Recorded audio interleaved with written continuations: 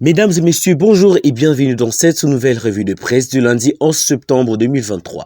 Les portes de la Commission électorale nationale indépendante, CENI, sont ouvertes depuis samedi dernier pour recevoir les candidatures à l'élection présidentielle 2023. Le journal Paris ce lundi 11 septembre commente celle d'Augustin Matata et Constant Mutamba et annonce une dizaine d'autres prétendants.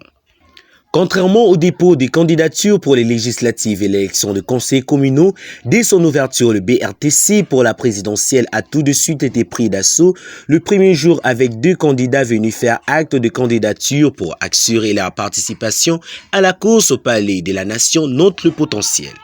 Le journal cite Matata Mponyo et Constant Mutamba malgré le poursuite judiciaire à son encontre pour détournement de plus de 200 millions de dollars des deniers publics selon un rapport de l'inspection générale de finances IGF concernant le projet agro-industriel de Bukangalozo.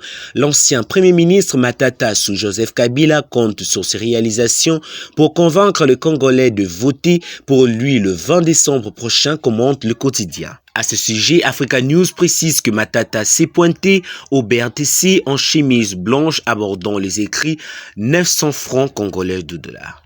La Prospérité rapporte le propos tenu par Augustin Matata après avoir déposé sa candidature.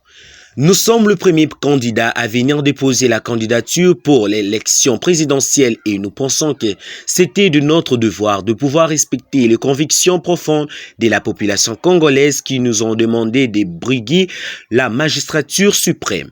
Mais c'est aussi le vœu de membres de mon parti LGD tel qu'exprime lors du congrès. La série doit continuer selon Congo Nouveau qui se demande lesquels des acteurs politiques de l'opposition va se lancer dans la bataille présidentielle de décembre prochain.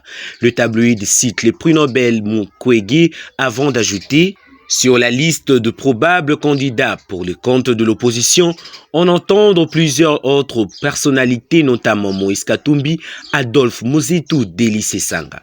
Unis au sein d'un bloc pour réclamer l'audit du fichier électoral et de la tenue des élections démocratiques, ces opposants se sont tous déclarés candidats.